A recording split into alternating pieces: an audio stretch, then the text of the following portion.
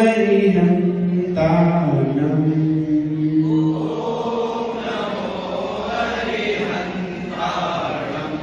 ॐ नमो सिद्धाणम्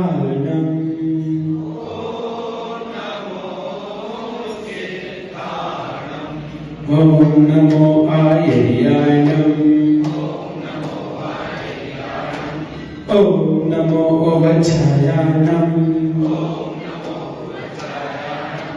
ॐ नमो लोहि सर्वेसाहुणम्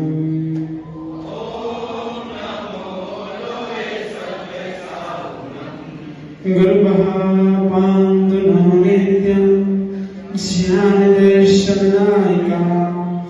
चारित्रार्णवगम्भीरा मोक्षमार्गोपदेशिका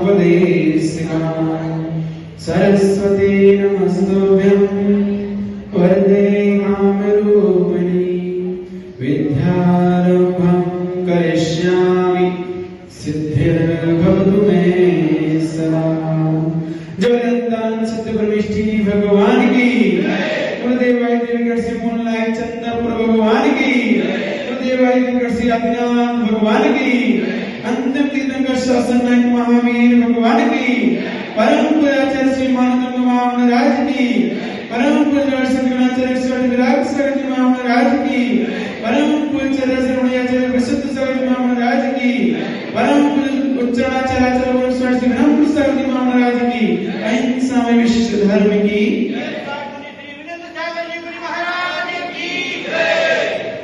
भक्तामर प्रणते मौली मणि प्रवाना मुक्त्योदकं दलित पाप तमो वितानं सम्यक् प्रणम्य दीन पादयुगं युगादा वलम्बनं बहुजले पकतां जनाना यस्तंस्तुता सकल वाङ्मय तत्त्वबोधा भूत बुद्धि पटुभि सुरलोकनाथै स्तोत्रै जगत्तय चित्त हरै रुदारै तोस्यै गिराहमपि तं प्रथमं जिनेन्द्रम्। आज किन किन लोगों ने सम्यक प्रणम पर सिर नहीं झुकाया? हाथ खड़े करो। सम्यक प्रणम बोला गया और सिर नहीं झुका। किन किन लोगों का? आज सबको 20 रुपए गुल्लक में डालना है। क्यों? कहते हैं ना, हम चाबुक दिखाओ तो काम करते हैं, चाबुक दिखाओ तो काम करते हैं। हम वो शेर हैं जो सर्कस में काम करते हैं, तो हम जब तक चाबुक दंड नहीं मिलेगा आप लोगों को तो सुधरने वाले नहीं। तो भाव पूर्वक हमें ये पढ़ना है। तो जब तक हम अपना भाव नहीं डालेंगे तब तक फल की प्राप्ति होने वाली नहीं है। इसीलिए भावों के साथ जब भी हमें बोला जाए कि हम नमस्कार करना है, सम्यक प्रणम बोला जाए, सिर्फ झुक जाना चाहिए भक्ति भाव के साथ। यदि नहीं झुकता है तो ये भाव पूर्वक नहीं है, द्रव्य है। द्रव्य केवल संसार का विभव दिला सकता है लेकिन मुक्ति नहीं दिला सकता। मुक्ति आपके भाव नहीं दिलाएंगे। इसीलिए भाव सहित पढ़ने का प्रयास करें और अच्छे से सभी लोग एक लाइन में बैठ जाएं, बहुत सुव्यवस्थित तरीके से। रोज रोज कहना ना पड़े। आपकी बुद्धि इतनी अच्छी होनी चाहिए कि एक बार में समझना चाहिए।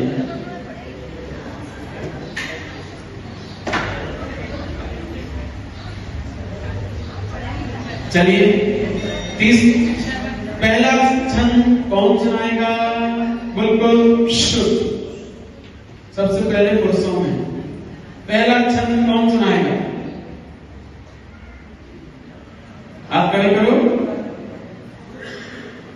हाँ, धर्मेंद्र भैया सुना रहे, सुनाओ अच्छे से।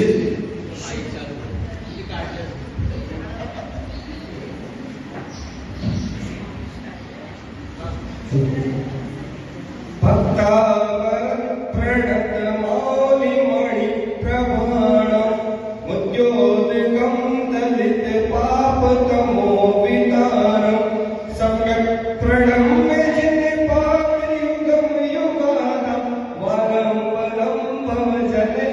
पततां जगाना। बहुत बढ़िया प्रयास है इनका।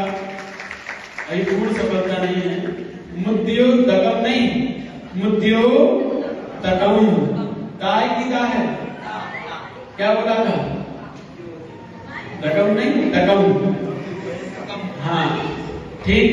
और अच्छी प्रैक्टिस करो, बहुत अच्छा प्रयास किया। पुरानी कैसेट को नई कैसेट में परिवर्तित किया है इन्होंने, बहुत अच्छा प्रयास। और कौन सुनाएगा? महिलाओं। हाँ बालका सुनाएगी, सुना दो। अभी देख के सुना रहे आप लोग, याद करके नहीं आए।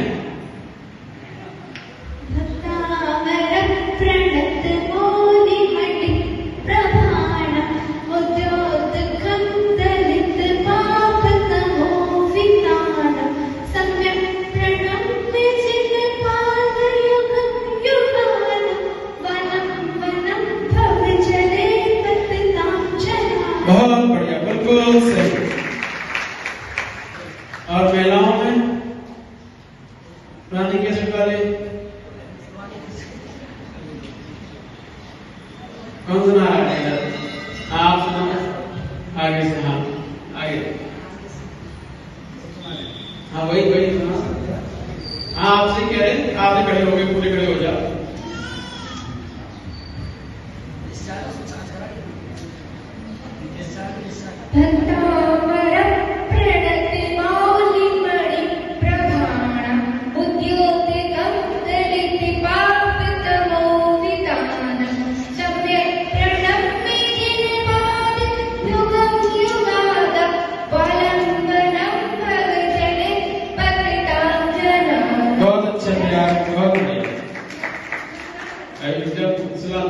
दूसरा सुना।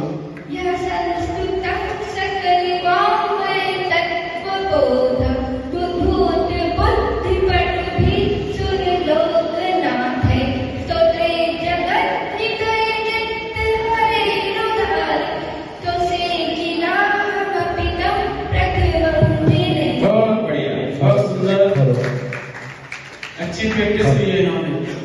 और पुरुषों में दूसरा छंद, दूसरा। हाँ सुनाइए।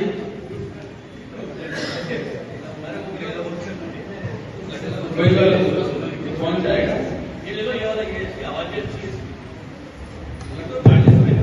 यस्तुता सकल वामय तत्वबोधा बुद्धि बुद्धि दुद्भूत, बड़ा वो है। दुद्भूत बुद्धि पटुभि सुरलोकनाथै हृदय जगत् हृदय चित्त हरैरुदारै। हरैरुदारै। आई की मात्रा एक ही नहीं। हाँ हरैरुदारै तोषै किलाहमपितं प्रथमं जिनेत्रम्। बहुत अच्छा प्रयास है। बस दो जहां बताया है वहां सुधार करें, बहुत बढ़िया।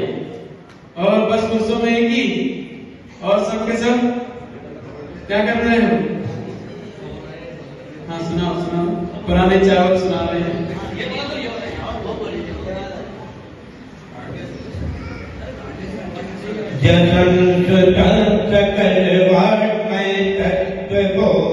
बैठ जाओ। बाढ़ में नहीं है, वाम में प्रैक्टिस करना। और महिलाओं में दूसरा छंद। हाँ पीछे लाल साड़ी,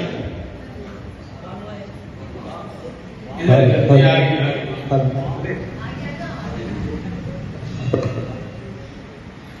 यस्तुता सकल वाङ्मय तत्त्वबोधा दुद्भूत बुद्धि पटुभि सुरलोकनाथे श्रुते जगत् हृदय चित्त हरैरुदारे तुषे किलाहमपितं प्रथमं जिनेन्द्रम्। बहुत बढ़िया, बहुत।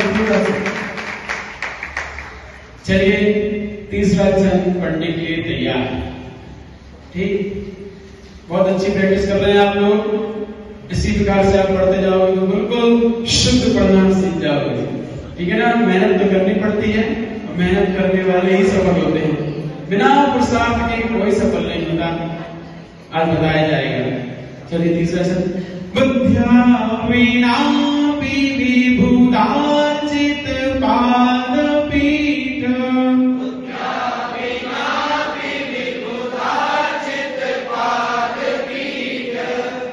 ध्यान दें, बू नहीं, छोटा बू है, बुद्ध्या। हाँ, आधा दा है और छोटा ऊ है। यदि आपने लंबा खींचा तो बड़ा ऊ हो जाएगा और दा पेट में चला जाएगा, दा तो वो आएगा ही, इसीलिए बुद्ध्या। हाँ, बुद्ध्या विना विभूतार्चित पादपीठ।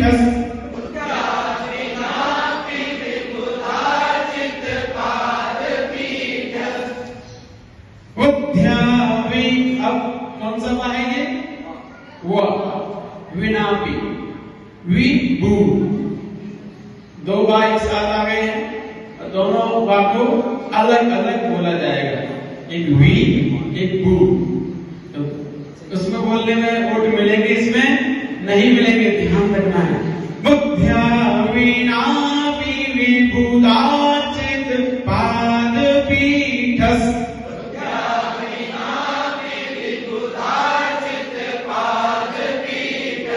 तो तुम समद्यत मत विगतत्र पोहम।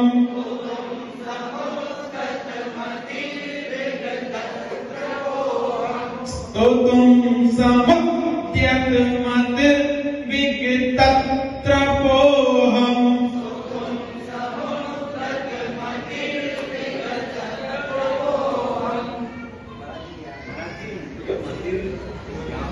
हाँ, ध्यान दें, तो तुम यहाँ पे तो तुम समझ में आ गया तो बोल सकते हैं, क्योंकि सावन ने पीठस उसके साथ बोल दिया है। तो यहाँ क्या बोलना है? तो तुम समुद्यत, समुद्यत, दा फिर या और ता, द्यत है ना। ये वही वाला दिया है जो विद्यालय, विद्यालय में होता है ना, वही दिया है। तो समुद्यत, दियत दाहिनी तरफ मुंह मुड़ेगा, दाएं तरफ, यदि नहीं मुड़ा तो सही नहीं पड़ रहा है। समुद्यत, हाँ, गर्दन पड़ रहे हो तो पूरी गर्दन नहीं, मुंह जाना चाहिए।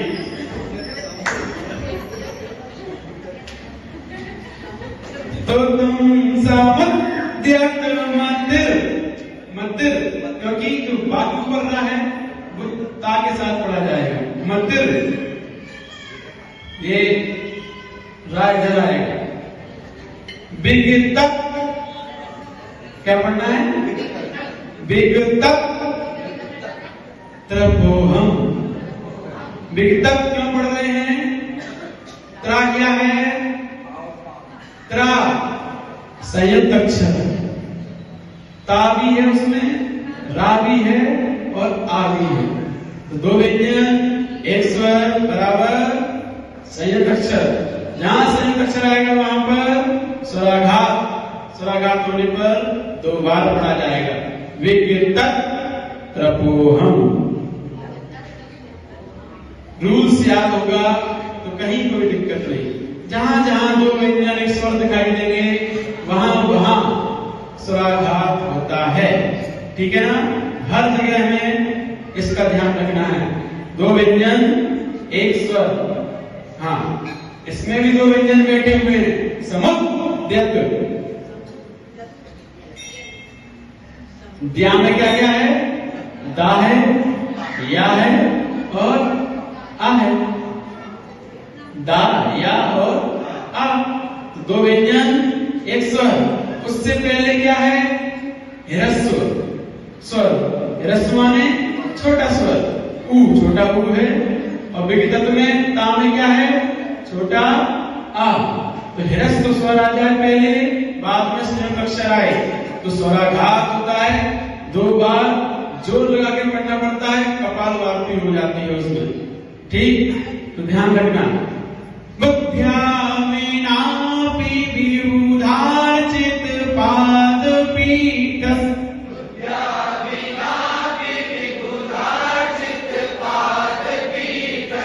तो तुम समुद्यत विगतत्रपोऽहम्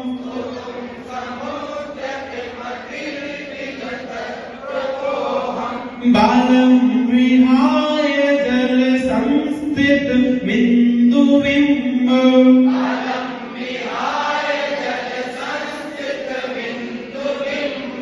मन्या का इच्छति जनः सहसा गृहीतुम्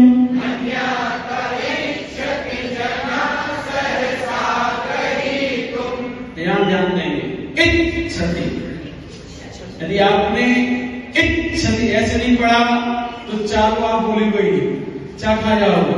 इच्छति पढ़ोगे, इच्छति चा तो बोल ही रहे, जो चा लगाए तो इसके कैसे पढ़ना है इत। अब ई के साथ चा आ गया इच्छति, है ना। हाँ तो यहाँ झटका देना है। मन्या का इच्छति जनः सहसा गृहीतुम्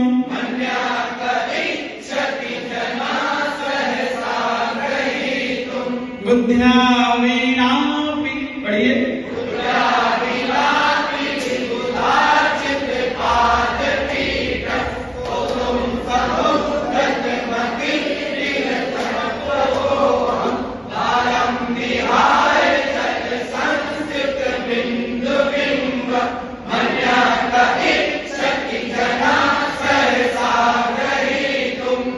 clear. Any problem.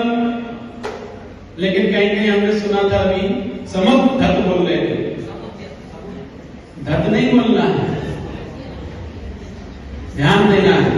Underline समुद्यत, underline करो अपनी किताब में। और बहुत से लोग तो पढ़े लिखे इतने हैं कि अपनी किताब नहीं छोड़ के चले जाते हैं, कल लाइन मिल ले लेंगे इसे, तो उनके पास तो कोई किताब ही नहीं है। समुद्यत यहाँ ध्यान देना, विगतत, हाँ मध्य विगतत, यहाँ पर ध्यान देना है। जो ध्यान देने योग्य है उसके नीचे अंडरलाइन जरूर होनी चाहिए। एक बार फिर से बताते रहे आप लोग, ध्यान से सुनिए सभी लोग। बाल बच्चे बहुत ध्यान से सुने। बुद्ध्या विनापि विभुदाचित पादपीठ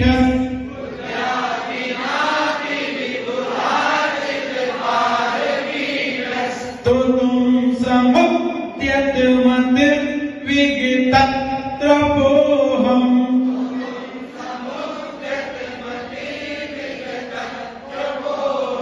तो तुम समुद्यत मत विगतत्रपोऽहम्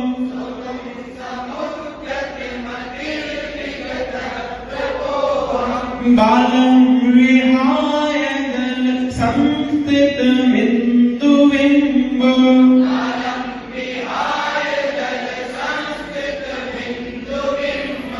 मन्या का इच्छति जनः सहसा गृहीतुम्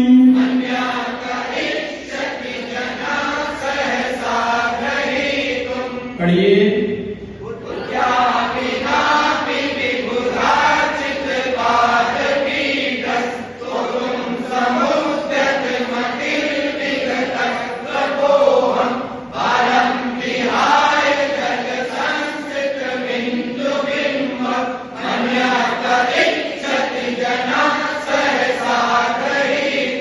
क्लियर। एनी प्रॉब्लम किसी भी लाइन में? नो प्रॉब्लम, बहुत बढ़िया। फल देखिए इसका, सर्व सिद्धिदायक। इस छंद का फल है सारी सिद्धियां दिलाने का। सिद्धि का उपलब्धि होना, जिस चीज को हम पाना चाहते हैं उस चीज की उपलब्धि होना सिद्धि कहलाती है। अब सिद्धि किस प्रकार से होती है, कैसे भाव होने पर सिद्धि हुआ करती है, ये आपको इस छंद में बताया जाएगा। क्योंकि इस छंद में जैसे भाव हैं, यदि वैसे भाव आप बनाते हैं तो नियम से आप जो चाहते हैं वो आपको प्राप्त होगा। बस देरी है तो ऐसे भाव बनाने की जैसे आचार्य मानव ने इस छंद में भाव बनाए, उन भावों को समझने की। और वैसे भाव यदि आपके जब बन जाते हैं तो आपके सामने कोई भी कार्य हो, हर कार्य सिद्धि को प्राप्त होता है। इसीलिए हमें इस शब्द का भाव समझना है और भाव समझ के अपने अंदर उस भाव को लाना है। जब तक हमारे अंदर भाव नहीं आएगा हमें सिद्धि मिलने वाली नहीं है। तो हमारे अंदर वो भाव होना चाहिए जो भाव आचार्य मानव के छंद में दर्शा रहे हैं। सब सिद्धिदायक, सारी सिद्धियों को दिलाने वाला। सिद्धि किससे मिलती है? वीतराग भगवान का चिंतन करने से, उनका ध्यान करने से, तप करने से। जो वीतराग भगवान का ध्यान करते हैं, तप करते हैं, उन्हें रिद्धियां मिलती हैं। और जो उनका चिंतन करते हैं उन्हें सिद्धि प्राप्त होती है। इसीलिए उनका ध्यान करने से, उनके ध्यान करने से सारी पीड़ाएं दूर हो जाती हैं अपने आप ही। जब महाभारत में द्रौपदी का चीरहरण हो रहा था तो क्या किया था द्रौपदी ने? सबसे प्रार्थना कर ली उसने, युधिष्ठिर से प्रार्थना कर ली, बचाओ, तुम तो हमारे कुल के गौरव हो, तुम नहीं आगे आओगे हमें बचाने, तो कौन सुनेगा हमारी? युधिष्ठिर से, भीम से, तुम तो बलशाली हो, तुम सब कुछ कर सकते हो, रोको उनको। भीम से, अर्जुन से, नकुल, सहदेव, सबसे उसने प्रार्थना कर ली, लेकिन सब मुंडी नीचे करके खड़े थे। जब कोई काम नहीं आया तो कौन काम आया? ईश्वर। तो उसने कहा कि जब मेरा कोई साथ नहीं दे सकता है तो वो तो साथ देता ही है, वो तो सबकी सुनता ही है। जैसे ही दुशासन ने द्रौपदी का चीरहरण करना शुरू किया, द्रौपदी ने पंच नमस्कार मंत्र का स्मरण प्रारंभ कर दिया। और जैसे उसने भगवान का चिंतन किया, भगवान को याद किया, वैसे ही उसका चीर बढ़ता गया और वह चीरहरण नहीं हो पाया। तो ये भगवान को याद करने से, उनको ध्यान करने से सारी पीड़ाएं दूर होती हैं। इसीलिए भगवान का चिंतन बहुत सारी कार्यों की सिद्धि दिलाने वाला होता है, बहुत सारे कार्यों की उपलब्धि कराने वाला होता है। इसीलिए हमें रोज भगवान का चिंतन जरूर करना चाहिए, उनको याद जरूर करना चाहिए। जो लोग उनको याद नहीं करते फिर बाद में रोते हैं, तो कहते हैं दुख में सुमरन सब करें, सुख में करे न कोई, जो सुख में सुमरन करे दुख काहे को होए। यदि आप सुख में ही भगवान को रोज याद करते रहे तो कौन दुख आएगा? दुख उनके पास नहीं आता जिनका साथी अनंत सुख का भंडारी होता है। जिनका मित्र कौन है? अनंत सुख का भंडारी, जिसके पास अनंत सुख है। ऐसा जिसका मित्र हो उसके पास दुख कहां से आ सकता है? इसीलिए मित्र बनाओ तो किसे बनाओ? जिसके पास सुख ही सुख है, उसे मित्र बनाओ। ऐसे लोगों को मित्र बना घूम रहे हैं जिन्हें दुखी दुख है, जिनके अंदर राग, द्वेष, दुख, पीड़ाएं, बाधाएं भरी पड़ी हुई हैं, उनको मित्र बना लिया है। अरे मित्र उसको बनाओ जिसको एक बार जिसका वो मित्र बन जाता है, सारे दुख, पीड़ाएं, बाधाएं दूर हो जाती है। मित्र की परिभाषा क्या है? मित्र की परिभाषा किसे कहते हैं? मित्र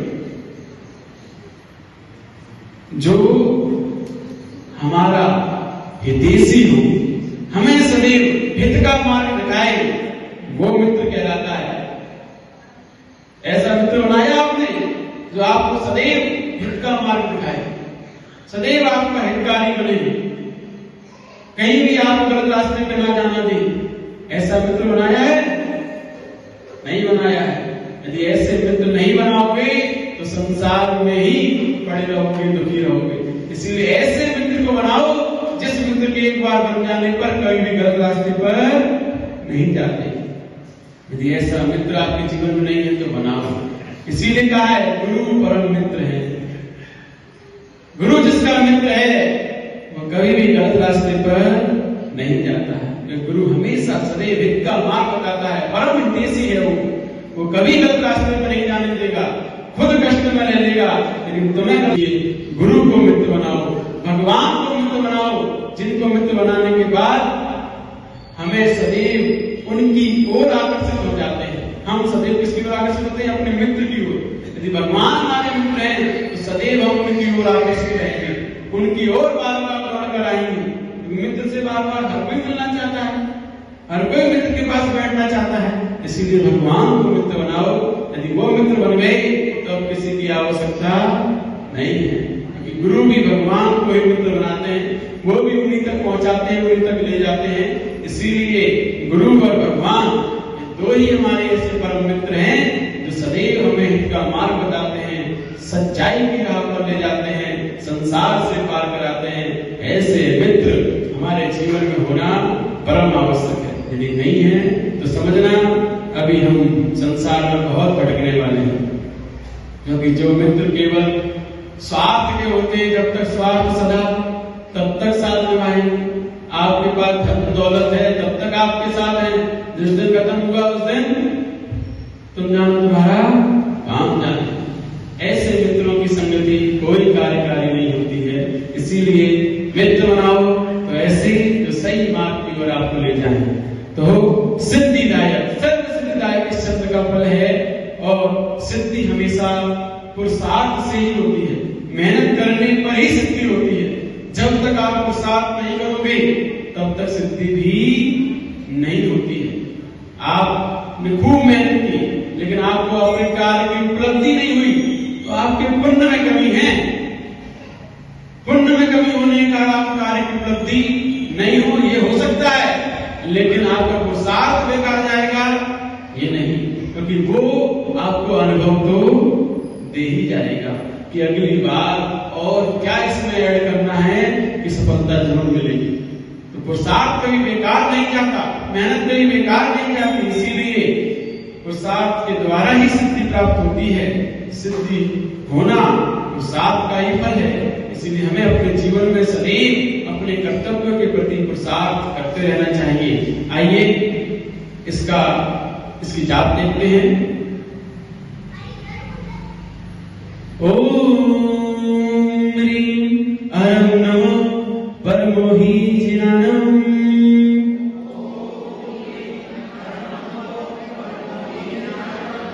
ओम ह्रीं अरं नमो परमोहि जिनानम्। ऐसे रीतिधारी गुरुराज जिन्हें परमावधि ज्ञान प्राप्त है, कहाँ विराजमान है? विदेश क्षेत्र में। वर्तमान में यहाँ पर न कोई भी नहीं है, तो विदेश क्षेत्र में गुरुराज विराजमान है। उनके गुणों की प्राप्ति के लिए उनको मेरा मन से, वचन से, काय से बारंबार नमस्कार नमस्कार। आप जैसा ज्ञान हमें भी प्राप्त हो, इसलिए हमने उनको नमस्कार किया है। परमोहि जिनानम, परमावधि ज्ञान। अवधि ज्ञान कितने प्रकार का होता है? 3 प्रकार का। देशावधि, परमावधि और सर्वावधि, 3 प्रकार का अवधि ज्ञान। और उस 3 प्रकार के अवधि ज्ञान में कल आए थे अवधि ज्ञान के धारी गुरुराज, अर्थात देशावधि ज्ञान के धारी गुरुराज कल आए थे। आज कौन से आए हैं? परमावधि ज्ञान के धारी गुरुराज आए। दिखाई दे रहे आपको परमावधि ज्ञान के गुरुराज? देखो अपने मन में देखो, दिखाई देंगे। तो परमावधि ज्ञान के धारी गुरुराज आज हमारे बीच आए हुए हैं। और परमावधि ज्ञान क्या होता है? ये केवल और केवल गुरुराज को ही होता है। देशावधि ज्ञान चारों गतियों में, चारों सभी जीवों को हो सकता है, त्रियंचों को भी, मनुष्यों को भी, देवों को भी, नारकियों को भी। देशावधि ज्ञान चारों गतियों में, चारों गति के जीवों को होता है, लेकिन परमावधि ज्ञान सिर्फ और सिर्फ गुरुराज को ही होता है और किसी को नहीं।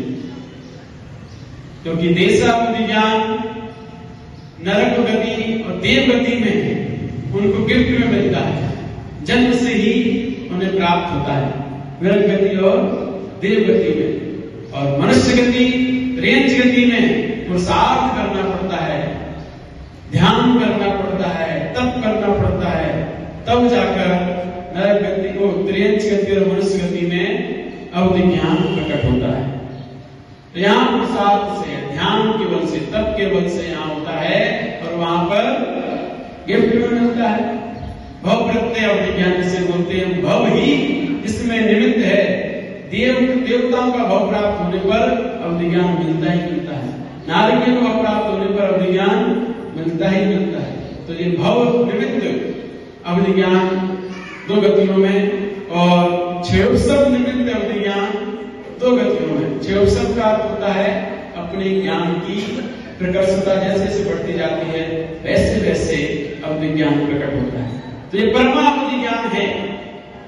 परमावधि ज्ञान सिर्फ और सिर्फ मुनराज को ही होता है। और ज्ञान कितने प्रकार का होता है? 5 प्रकार का। मति ज्ञान, सुख ज्ञान, अवधि ज्ञान, मन अपने ज्ञान, केवल ज्ञान। तो जो मति ज्ञान और सुख ज्ञान है ये हम सभी जीवों को है। कौन कौन से? मति और शुद्ध। और वो भी तब जब सम्यक दर्शन हो तब। यदि सम्यक दर्शन नहीं है तो कुमति और कुश्रुत होता है। कौन सा ज्ञान होता है? कुमति, कुश्रुत, जो हमेशा उल्टा उल्टा सोचता है। कैसे सोचता है? खाने पीने में जाना है, काय के पास करने की, तो उल्टा उल्टा सोचे। ये कौन सा ज्ञान है? कुमति, कुश्रुत। घूमने फिरने में बहुत आनंद आता है, क्या जरूरत है ध्यान करने की? कौन सोचता है? कुमति, कुश्रुत, जो उल्टा उल्टा सोचते हैं। ये खोटे ज्ञान, मिथ्या ज्ञान होते हैं, कुमति, कुश्रुत। सम्यक ज्ञान जब होता है तब मति और शुद्ध ज्ञान उत्पन्न होता है। और अवधि ज्ञान, मनोपर ज्ञान, केवल ज्ञान, ये भी अवधि ज्ञान में कुअवधि भी हो जाता है। यदि मिथ्या दर्शन है तो कुअवधि, अवधि ज्ञान भी होता है। लेकिन मनोपर ज्ञान, केवल ज्ञान सम्यक दर्शन होने पर ही प्राप्त होता है और वो भी केवल मुनरात्मक में ही होता है। तो इसीलिए और मति ज्ञान, शुद्ध ज्ञान सिर्फ संख्यात को ही जानता है। कितना जानता है? संख्यात। अवधि ज्ञान असंख्यात को जानता है और मनोपर ज्ञान आप सबके मन की बातों को जानता है, असंख्यात तक जानता है। केवल ज्ञान संपूर्ण विश्व को जानता है। तो सबका अपना अपना अलग अलग विषय है, सीमित दायरा है कि मनोपर ज्ञान को, मति ज्ञान, शुद्ध ज्ञान कितना जानेगा? सिर्फ संख्यात जान सकता है, काउंटेबल, जिसकी हम गिनती कर सकते हैं, सिर्फ उसको जानता है मति ज्ञान, शुद्ध ज्ञान। अनकाउंटेबल, जिसकी हम गिनती नहीं कर सकते हैं, उसे अवधि ज्ञान जानता है। जैसे पल, सागर नहीं जानते, सिर्फ पढ़े हैं कि पल इतना बड़ा होता है, संख्यात वर्षों का होता है। हम नहीं समझ सकते अपनी बुद्धि से, अवधि ज्ञान नहीं है। लेकिन अवधि ज्ञान के धारी मुद्राज बता देते हैं कि इसकी आयु कितनी है। इस पल में भी इतने वर्ष, इतने शेष हैं, इतने निकल चुके हैं, वो बता सकते हैं, क्योंकि वो असंख्यात तक जानने का उनका विषय होता है। और मति शुद्ध ज्ञान वाले नहीं बता सकते, मनोपर ज्ञान वाले बता सकते हैं, केवल ज्ञान वाले बता सकते हैं। इस प्रकार से सबका अपना अपना अलग विषय होता है। और जो परमावधि ज्ञान है, ये श्रेष्ठ ज्ञान होता है, ये उस अवदेशावधि ज्ञान से उच्चतर ज्ञान होता है। और ऐसे ज्ञान के धारी मुनराज इसी भव से नियम से मोक्ष जाते हैं। जिन्हें परमावधि ज्ञान प्राप्त है वो मुनराज उसी भव से नियम से मोक्ष को प्राप्त होते हैं। ऐसे मुनराज, और ये परमावधि ज्ञान और अवधि ज्ञान 6 प्रकार का होता है। अवधि ज्ञान भी 6 प्रकार का होता है। कौन कौन से?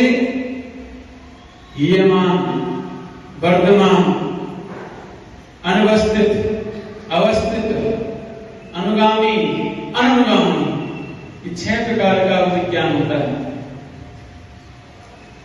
समझ में आया? कौन कौन से? हीयमान, वर्धमान, अवस्थित, अनवस्थित, अनुगामी, अनुगामी।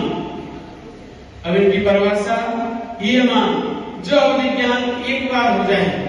देशावधि ज्ञान 6 प्रकार का होता है।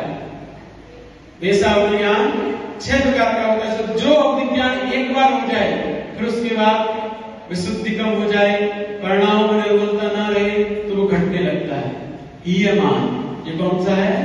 हीयमान, घटा, इसमें कमती ज्ञान होने लगता है, घटती होने लगती है। और वर्तमान जो ज्ञान अवधिज्ञान होने के बाद निरंतर बढ़ता ही जाता है विशुद्धि के बल पर, ध्यान के बल पर, तप के बल पर तो ज्ञान निरंतर बढ़ता रहता है, वृद्धि को प्राप्त होता रहता है, वर्तमान अवधिज्ञान कहलाता है। अवस्थित वह अवधिज्ञान जो एक बार प्राप्त हो गया और जीवन भर एक जैसा ही रहता है, ना घटता है ना बढ़ता है, इसे कहते हैं अवस्थित अवधिज्ञान। जो एक बार जैसा प्राप्त हो गया वैसा ही हमेशा बना रहेगा। अनवस्थित जो घटता भी है और बढ़ता भी है। विशुद्धि हो गई तो अवधिज्ञान में बढ़ोतरी होने लगी, विशुद्धि कम हुई तो अवधिज्ञान में कमी होने लगी। अनवस्थित मतलब एक जैसा नहीं रहता, कभी बढ़ जाता है कभी घट जाता है, ये हमारी विशुद्धि परिणामों पर निर्भर है। अनवस्थित अवधिज्ञान। इसके बाद अनुगामी जो अवधिज्ञान इस भाव में भी है और हम जब दूसरे भाव में जाएंगे यहां से उड़ करके तो वो अवधिज्ञान हमारे साथ में जाएगा, उसे कहते हैं अनुगामी अवधिज्ञान। कौन सा? अनुगामी, जिसने हमारे साथ गमन किया है, हमारे पीछे पीछे, अनुमाने पीछे, जो हमारे पीछे पीछे से हमारे साथ गमन किया है उसे कहते हैं अनुगामी अवधिज्ञान। और अनुगामी जो हमारे साथ नहीं जाएगा, इस भाव का अवधिज्ञान इसी भाव में खत्म हो जाएगा, वो है अनुगामी अवधिज्ञान। तो ऐसे 6 प्रकार के देशावधि अवधिज्ञान होते हैं। तो ये मुद्राज परमावधि ज्ञान के धारी है, ये कभी इनका ज्ञान न घटता है, बढ़ता जाता है, घटता नहीं है, अवस्थित एक जैसा नहीं रहता, अनुगामी साथ में जाता है। तो ये परमावधि ज्ञान और साथ में क्यों जाएगा? केवल ज्ञान ही हो जाएगा, उसी भाव से मोक्ष जाएंगे। परमावधि ज्ञान के धारी उसी भाव में केवल ज्ञान प्राप्त करके मोक्ष जाते हैं। तो ऐसे ऋषिराज जो इसी भाव से मोक्ष जाएंगे, उनको हमारा मन से, वचन से, काय से बारंबार नमस्कार हो। ज्ञान और बुद्धि दोनों में अंतर होता है कि नहीं होता? ज्ञान में और बुद्धि में अंतर है कि नहीं है? क्या अंतर है ज्ञान में और बुद्धि में? ज्ञान में और बुद्धि में क्या अंतर है? ज्ञान सबके पास होता है लेकिन बुद्धि सबके पास नहीं होती। क्योंकि आत्मा में ज्ञान भरा पड़ा है, अनंत ज्ञान है आत्मा में, लेकिन बुद्धि सबके पास नहीं होती। ज्ञान स्टोर रूम है, बुद्धि शोरूम है। बुद्धि क्या है? शोरूम, और ज्ञान स्टोर रूम। हम जिंदगी भर पढ़ाई की, हमने पूरी साल हमने पढ़ाई की और अब पेपर देना है। जो पूरी साल हमने पढ़ाई की है उसका 3 घंटे में हमें पेपर देना है। तो ज्ञान जो हमने पूरी साल इकट्ठा किया है स्टोर रूम में, अब बुद्धि के साथ 3 घंटे में उसको प्रकट करना है कि आपने क्या पढ़ा है। तो ज्ञान स्टोर रूम और बुद्धि शोरूम। ज्ञान इकट्ठा किया जाता है और बुद्धि से उसका प्रयोग किया जाता है। ज्ञान हमारे अंदर भरा पड़ा है और बुद्धि वो है जो तत्काल समझने की क्षमता, उसको भी बुद्धि कहते हैं। तत्काल समझने की क्षमता, आपको समझाया जा रहा है, कैचिंग पावर बुद्धि कहलाती है। आपको समझाया जा रहा है, आपको एक ही बार में आपने कैच कर लिया, आपकी बुद्धि बहुत शार्प है, तेज बुद्धि है। कहते ना बहुत जल्दी याद कर लेता है व्यक्ति, बहुत जल्दी कैच कर लेता है बच्चा, तो उसकी बुद्धि बहुत शार्प है, तेज है। और ऐसे लोग ही एक बार पढ़ाने में ही कैच कर लेते हैं, बार बार पढ़ने की आवश्यकता नहीं होती है उन्हें। तो इसीलिए बुद्धि और ज्ञान में यही अंतर है कि ज्ञान बड़ा पड़ा है, प्रयोग करना है इससे बुद्धि से कि उसका कैसे में प्रयोग करना है। लेकिन उसका प्रयोग करना जब हम सीख जाएंगे तभी कर पाएंगे। अब उसे हम बता रहे हैं उस शब्द के अर्थ में कि उस बुद्धि का प्रयोग कैसे किया जाता है, तब जाकर सारी सिद्धियां हमारे पास उपलब्ध होती हैं। बुद्धि सिद्धि दिलाएगी, तो कैसे अर्थ देखते हैं फिर समझेंगे। बुद्ध्या विना भी बुद्धि के बिना भी, किसके? बुद्धि के बिना भी विबुध अर्चित, विबुध माने देवों के द्वारा अर्चित, जो पूजित हैं, देवों के द्वारा जो पूजित हैं, क्या? पाद पीठ, जिनका सिंहासन, देवों के द्वारा जिनका सिंहासन भी पूजित है, ऐसे जिनेश की स्तुति करने के लिए समुद्यत मैं उद्यत माने प्रयत्नशील हो रहा हूं, तैयार हो रहा हूं। ऐसे जिनेन्द्र की भक्ति करने के लिए, स्तुति करने के लिए मैं तैयार हो रहा हूं। मतिर बुद्धि को विगतक बिना विचार किए, त्रपोहम बुद्धि का बिना विचार किए, लज्जा रहित, विगत माने लज्जा को छोड़कर अहम मैं बुद्धिया बिना, बुद्धि के बिना भी स्तुति करने के लिए समुद्यत प्रयत्नशील हो रहा हूं। जिस प्रकार बालक विहाय छोड़कर जल संस्थ इंदु बिंब, जल में स्थित इंदु माने चंद्रमा का जो बिंब जल में दिखाई दे रहा है, उसको बालक को छोड़कर सहसा रही तुम, कौन जल्दी पकड़ने के लिए तैयार होता है? अन्य माने बालक को छोड़कर काय क्षति, कौन सहसा पकड़ने के लिए तैयार होता है? कोई नहीं। वैसे ही मैं अल्प बुद्धि, मैं कैसा? अल्प बुद्धि, बुद्धि के बिना भी, क्या कह रहे हैं आचार्य भगवान?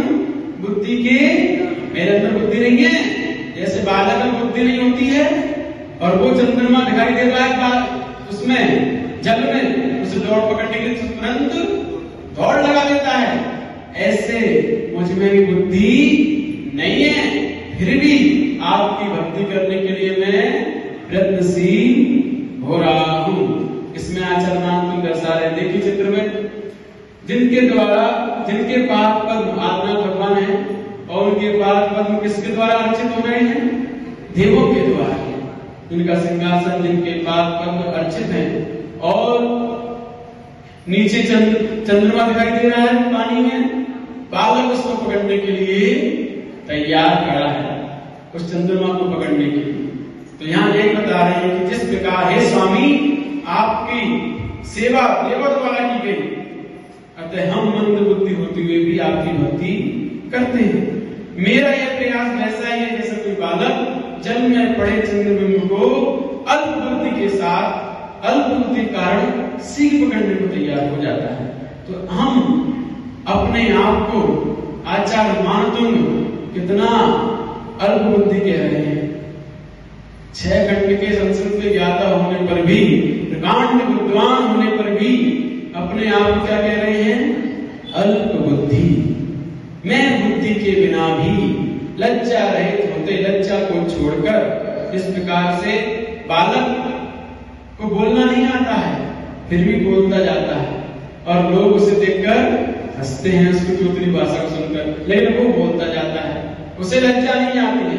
ऐसे ही आचार्य तुम कह रहे हो बुद्धि नहीं है, क्योंकि आपकी स्तुति द्वादशांग के ज्ञाता इंद्र कर रहे हैं, मुझे द्वादशांग का ज्ञान कहां? मैं तो अल्प बुद्धि हूं, बुद्धि नहीं मेरे अंदर, फिर भी मैं आप सारी लज्जा को छोड़कर, वो द्वादशांग के ज्ञाता कुछ भी कहते रहे, बुद्धि नहीं, फिर भी आ गया भक्ति करने के लिए, फिर भी स्तुति कर रहा है, वो कुछ भी कहते रहे, मुझे कोई भी लज्जा नहीं आती है, मुझे आपकी भक्ति करनी है। इसलिए मेरे अंदर बुद्धि नहीं होने पर भी मैं आप लज्जा को छोड़कर आपकी भक्ति करने के लिए तैयार हो रहा हूं, क्योंकि मेरी स्थिति उसी प्रकार है जिस प्रकार बालक को छोड़कर कौन जल में पड़े चंद्रमा को उठाने के लिए तैयार होता है? कोई नहीं होता। उसी प्रकार मैं बुद्धि ना होने पर भी आपकी भक्ति करने के लिए तैयार हो रहा हूं। यहाँ पर क्या भाव दिया गया है? विनम्रता का भाव। क्या डाला आचार्य महाप्रभु ने? विनम्रता का, अल्पज्ञता का, अपने आप को आंड विद्वान होने पर भी अपने आप को क्या कह रहे हैं? अल्प बुद्धि। मैं बुद्धि के बिना भी लज्जा रहित होते, छोड़कर इस प्रकार से बालक को बोलना नहीं आता है फिर भी बोलता जाता है और लोग उसे देखकर हंसते हैं उसकी चौधरी भाषा को सुनकर, लेकिन वो बोलता जाता है, उसे लज्जा नहीं आती है। ऐसे ही आचार्य महात्मा कह रहे हैं बुद्धि नहीं है, क्योंकि आपकी स्तुति द्वादशांग के ज्ञाता इंद्र कर रहे हैं, मुझे द्वादशांग का ज्ञान कहां, मैं तो अल्प बुद्धि हूं, बुद्धि नहीं मेरे अंदर, फिर भी मैं आप सारी लज्जा को छोड़कर वो द्वादशांग के ज्ञाता कुछ भी कहते रहे, बुद्धि नहीं फिर भी आ गया भक्ति करने के लिए, फिर भी स्तुति कर रहा है, वो कुछ भी कहते रहे, मुझे कोई भी लज्जा नहीं आती है, क्योंकि मुझे आपकी भक्ति करनी है। इसलिए मेरे अंदर बुद्धि नहीं होने पर भी मैं आप लज्जा को छोड़कर आपकी भक्ति करने के लिए तैयार हो रहा हूं, क्योंकि मेरी स्थिति उसी प्रकार है जिस प्रकार बालक को छोड़कर कौन जल में पड़े चंद्रमा को उठाने के लिए तैयार होता है, कोई नहीं होता, उसी प्रकार मैं बुद्धि ना होने पर भी आपकी भक्ति करने के लिए तैयार हो रहा हूं। यहाँ पर क्या भाव दिया गया है? विनम्रता का भाव। क्या डाला आचार्य महात्मा ने? विनम्रता का, अल्पज्ञता का, अपने आप को अल्पज्ञ बताया है कि मैं कितना कम बुद्धि वाला हूं, कितनी कम बुद्धि मेरे अंदर, अल्पज्ञ हूं, बहुत कम ज्ञान है। जहां जहां अल्पज्ञता प्रकट होती है वही विनम्रता झलकती है, वही लघुता झलकती है, और जहां लघुता नहीं, विनम्रता नहीं, वहां सिद्धि भी नहीं होती है। बिना लघुता के, बिना विनम्रता के कोई भी कार्य में सफलता नहीं मिलती है। झुकता वही है इसमें जान है, अकड़ तो मुर्दों की पहचान है। तो झुकता वही है जिसमें जान है, लघुता वैसी में आती है जिसके पास कुछ है। फलदार वृक्ष ही झुकते हैं, जिसके अंदर फल नहीं वो वृक्ष भी नहीं झुकते। इस प्रकार जिसके अंदर ज्ञान है वही झुकता है, इसके अंदर ज्ञान नहीं वो तो अकड़ा रहता है, मैं बहुत ज्ञानी हूं। इसीलिए कहा है विनम्रता ज्ञान का एक, विनम्रता ज्ञान की परिचय कराता है ज्ञान का, कि आपके अंदर ज्ञान है तो कितना है, आपके अंदर जितनी अधिक विनम्रता है आपके अंदर उतना अधिक ज्ञान दिखाई देता है, क्योंकि ज्ञान विनम्रता का ही लक्षण है। जहां जहां विनम्रता है, लघुता है, वहां वहां समझो ज्ञान ना होने पर भी वो ज्ञानी है। उसके अंदर भले ही ये शास्त्रों का ज्ञान ना हो, भले ही उससे क्या कहते हैं छंद शास्त्र व्याकरण आदि से ना पढ़े हो, लेकिन यदि उसके अंदर लघुता है, विनम्रता है, सरलता है, सही मायने में वही ज्ञानी है। शास्त्र पढ़ लिए, ज्ञानी हो गए, पंडित बन गए, अकड़ दी गई, तो कोई ज्ञानी नहीं, क्योंकि उसके अंदर ज्ञान का लक्षण आया ही नहीं। ज्ञान का लक्षण यही है, इस प्रकार से पेड़ में फल आने पर पेड़ झुक जाता है, ऐसे ही हमारे अंदर ज्ञान आने पर हमारे अंदर विनम्रता आ जाती है, तो समझना हम ज्ञानवान हैं, अन्यथा हम ज्ञानवान नहीं है। हर चीज विनम्रता से प्राप्त होती है। अध्यात्म की सीढ़ी विनम्रता ही। जब तक हमारे अंदर विनम्रता नहीं है तब तक ये मत सोच लेना कि हम आध्यात्मिक हैं, हम अध्यात्म में कदम बढ़ा रहे हैं, नहीं नहीं। जहां विनम्रता दिखाई नहीं देती वहां अध्यात्म भी नहीं होता, क्योंकि विनम्रता लघुता ही विकल्प रहित करती है, और विकल्प रहित होने पर ही अध्यात्म में प्रवेश करता है। जहां अहंकार अकड़ भरी रहती है वहां पर अध्यात्म बहुत दूर हो जाता है। अध्यात्म की बात तो दूर रहेगी, वहां पर भेद विज्ञान करना बहुत दूर हो जाता है। इसीलिए हमें ऐसे भाव बनाने हैं जैसे भावाचार्य मानतुम डाल रहे हैं, विनम्रता के, लघुता के, प्रकांड विद्वान होने पर भी अपने आप को कह रहे हैं कि मेरे अंदर बुद्धि नहीं है, मैं उस मूर्ख बालक के समान हूं जो मूर्ख बालक पानी में पड़े चंद्रमा को पकड़ने के लिए तैयार हो रहा है। ऐसे ही मैं हूं कि बुद्धि नहीं होने पर भी आपकी स्तुति करने के लिए तैयार हो रहा हूं। ऐसी जब हम बुद्धि बनाते हैं, ऐसी लघुता, ऐसी विनम्रता हम लाते हैं, तभी होशियार हो पाते हैं, तभी बुद्धिमान हो पाते हैं, अन्यथा बुद्धि नहीं आती। जो लोग कहते हैं हमें तो आता है, अब क्या वो सीख पाएंगे? कोई आपको सिखाने आया, कुछ बताने आया, तो हमें तो आता है, तो आप अपनी जिंदगी में नहीं सीख पाओ। क्योंकि क्या दिखा दिया आपने? अकड़। हमें तो आता है, हम तो भक्तांवर कई सालों से पढ़ते जा रहे हैं, सब आता है, तो आप कभी नहीं सीख पाओगे। और आप जो कहोगे हमें कुछ नहीं आता है, हम तो जीरो हैं, तब आप सीख पाओगे। क्यों? ये भाव आपकी विनम्रता के सूचक है, पंचायत है। और जहाँ विनम्रता होती है वहीं मन की निर्मलता होती है, और जहाँ मन की निर्मलता होती है वहीं विद्या प्रवेश करती है, अन्यथा विद्या भी दूर भाग जाती है। बिना मन की निर्मलता के कोई विद्या अंदर प्रवेश नहीं करती। इसलिए हमें सदैव अपने मन को विनम्र बनाना चाहिए, और प्रणाम करने से विनम्रता आती है। जब जब हम भगवान को नमस्कार करते हैं तब तब हमारे अंदर विनम्रता, जब जब हम गुरु को नमस्कार करते हैं तब तब हमारे अंदर विनम्रता आती है। और विनम्रता प्रणाम करने से आ रही है। इसी प्रकार जब हम भगवान की स्तुति करते हैं, प्रशंसा करते हैं, तो हमारी कसाएं कम होती है, शांत होती है।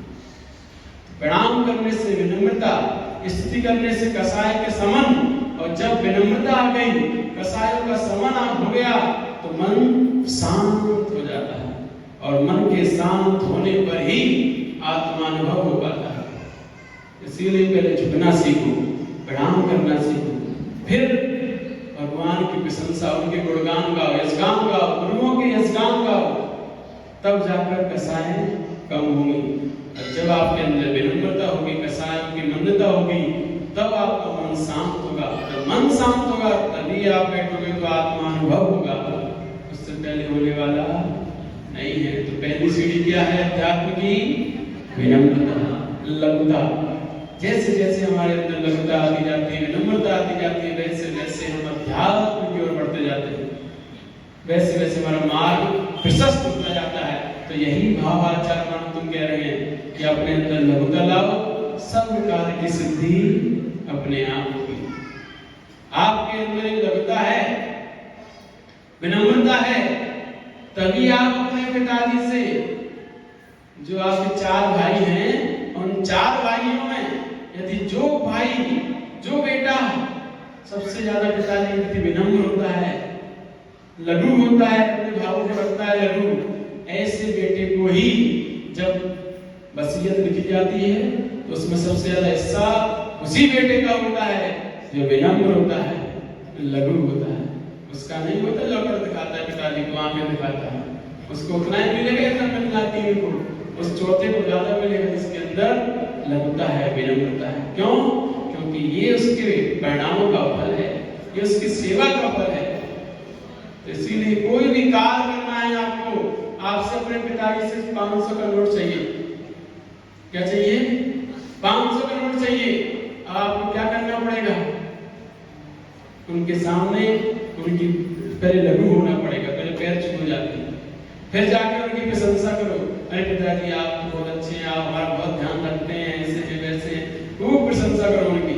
अब प्रशंसा हो जाएगी, फिर कहो अपनी बात, आज जी चाहिए तो मिल जाएगा। तो जहां लघुता होती है वहां सब कार्यों की सिद्धि हो जाती है, और जहां अकड़ होती है वहां कुछ नहीं होता।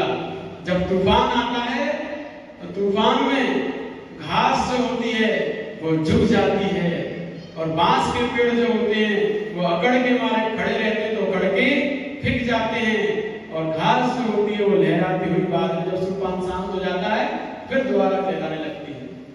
तो जो झुक जाता है उसका अस्तित्व बना रहता है, वो आगे बढ़ता जाता है, और जो अकड़ के साथ खड़ा रहता है वो काट के फेंक दिया जाता है, कोई अस्तित्व नहीं रह जाता उनका।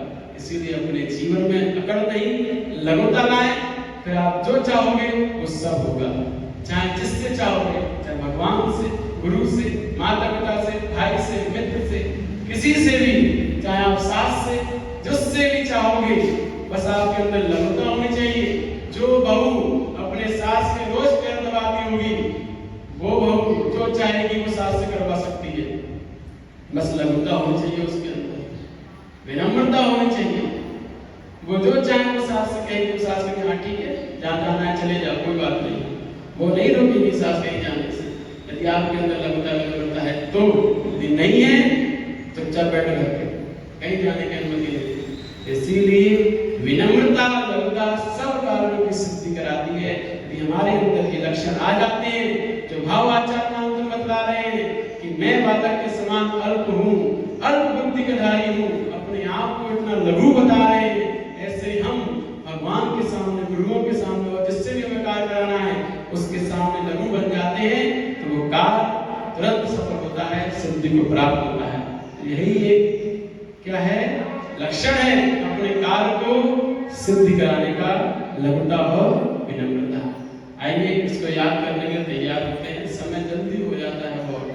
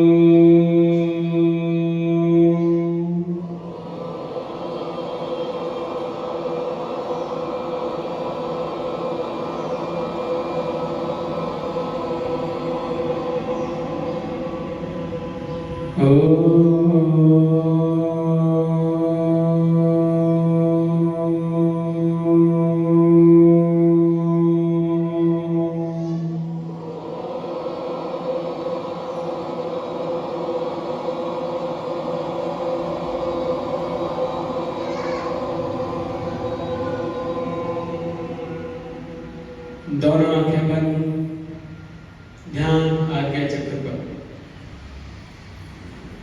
हे भगवान, जैसे बुद्धिहीन बालक को छोड़कर, हे भगवान, जैसे बुद्धिहीन बालक को छोड़कर पानी में चंद्रमा को सीख पकड़ने के लिए कौन तैयार होता है? कोई नहीं। हे भगवान, जैसे बुद्धिहीन बालक को छोड़कर पानी में चंद्रमा को सीख पकड़ने के लिए कौन तैयार होता है? कोई नहीं। वैसे ही बुद्धिहीन में लज्जा को छोड़कर आपकी स्तुति करने के लिए तैयार होता हूँ। हे भगवान, जैसे बुद्धिहीन बालक को छोड़कर पानी में चंद्रमा को सीख पकड़ने के लिए कौन तैयार होता है? कोई नहीं। वैसे ही बुद्धिहीन में लज्जा को छोड़कर आपकी स्तुति करने के लिए तैयार होता हूँ। रिपीट, हे भगवान, जैसे बुद्धिहीन बालक को छोड़कर, कोई ताकत के साथ बोले, जल्दी याद हो। हे भगवान, जैसे बुद्धिहीन बालक को छोड़कर पानी में चंद्रमा को सीख पकड़ने के लिए कौन तैयार होता है? कोई नहीं। वैसे ही बुद्धिहीन में लज्जा को छोड़कर आपकी स्तुति करने के लिए तैयार हुआ हूं। हे भगवान, जैसे बुद्धिहीन बालक को छोड़कर पानी में चंद्रमा को सीख पकड़ने के लिए कौन तैयार होता है? कोई नहीं। वैसे ही बुद्धिहीन में लज्जा को छोड़कर आपकी स्तुति करने के लिए तैयार होता हूं। क्लियर?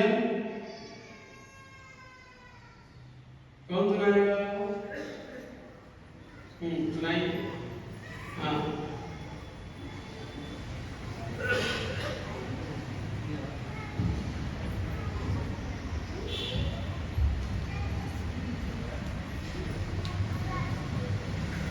हे भगवान, जैसे बुद्धिहीन बालक को छोड़कर पानी में चंद्रमा को पकड़ने के लिए कौन तैयार होता है? कोई नहीं। वैसे ही मैं अल्प बुद्धि लज्जा को छोड़कर आपकी स्तुति करने के लिए तैयार हूँ। बिल्कुल सही। और कौन सुनाएगा? किसको याद हुआ? हाँ, सुना। हे भगवान, जैसे अल्पबुद्धि बालक को छोड़कर पानी में पड़े चंद्रमा को पकड़ने के लिए तैयार होता हूँ, वैसे ही कौन तैयार होता है? बालक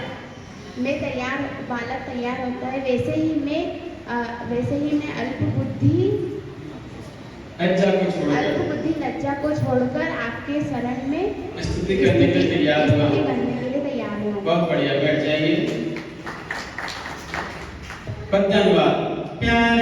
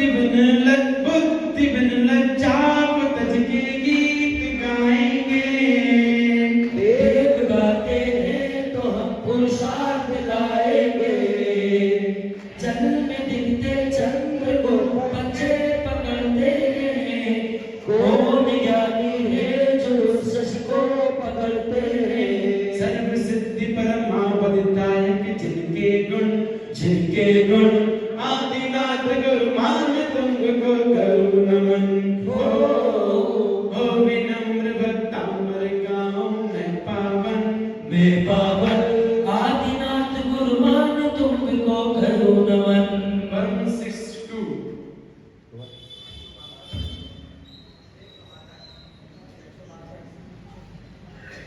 भक्तामर है प्यारा तो सब मिल जाओ रे। भक्तामर है प्यारा तो सब मिल गाओ रे।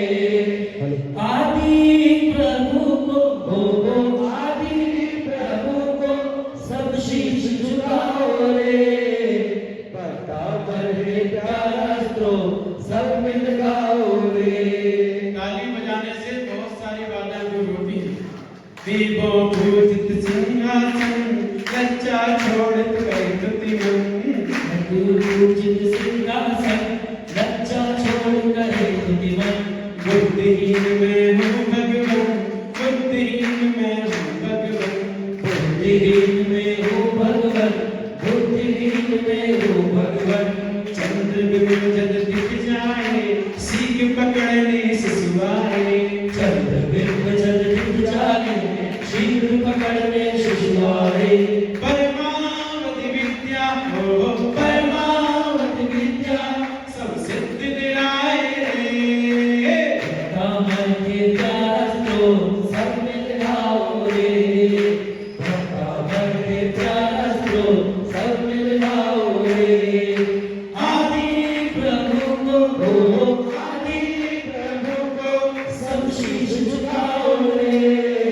भक्तामर के प्यास तो सब मिल गाओ रे। जाप करने के लिए तैयार हैं। ओम ह्रीं क्लीं नमो परमाय जनानां। ओम ह्रीं क्लीं नमो परमाय जनानां। ओम ह्रीं क्लीं नमो परमाय जनानां। ओम ह्रीं क्लीं नमो परमाय जनानां। ओम ह्रीं क्लीं नमो परमाय जनानां। ओम ह्रीं क्लीं नमो परमाय जनानां। ओम ह्रीं क्लीं नमो परमाय जनानां। ओम ह्रीं क्लीं नमो परमाय जनानां। ओम ह्रीं क्लीं नमो परमाय जनानां। दोनों हाथ आज्ञा चक्र पर। सम्यक दर्शन ज्ञान चारित्र्यभ्यो नमः। जब आचार्य श्री मानतंग महामंडराज जी की परम पूज्य चक्र श्री विनम्र सागर जी गुरुदेव की जय बोलो मुनि श्री 108 विनम्र सागर